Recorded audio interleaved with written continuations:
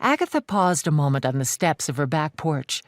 She carried fresh bed linens and towels for cabin 3, which she shifted to her left arm, touched her cap to be sure it was in place, and tugged on her apron.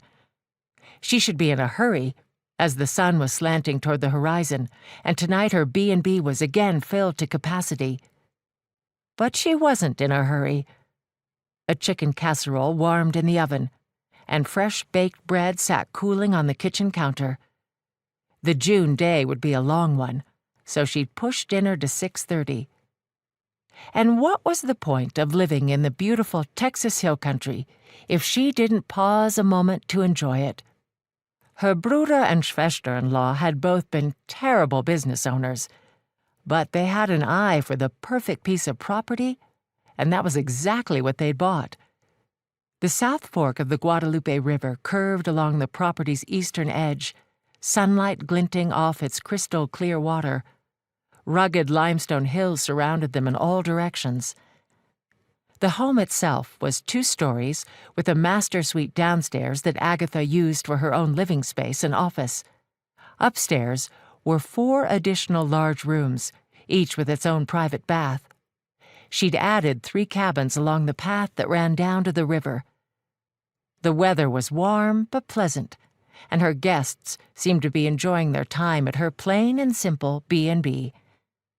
Agatha's friend Rebecca had rolled her eyes at that when she'd read it at the bottom of her brochure. Seriously?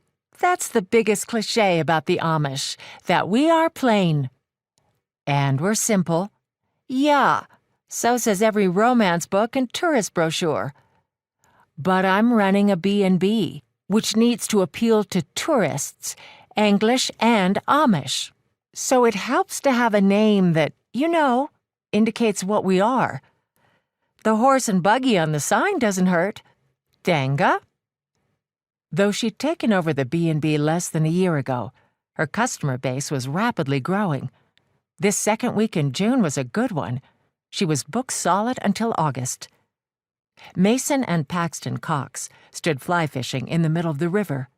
The Willis family were enjoying themselves upriver from the fishermen, spread out on the gently sloping bank. Brooklyn was fiddling with her camera. She was always fiddling with the camera. Agatha had noticed that Englishers took a lot of pictures of their children. Perhaps it was a way to capture the baby's moments in her heart. Baby Hudson and Stuart were asleep on a blanket, with an umbrella propped up to protect them from the sun. As she watched, Brooklyn raised the camera and began snapping away. Jasmine and Xavier Cooper were sitting in rocking chairs near the fire pit, staring at their phones. That rounded out her English guests, except for Mr. Dixon. She couldn't remember if he'd shared his plans for that day. The man was quiet, bordering on taciturn. No matter, to each his own was Agatha's motto. But where were her Amish guests?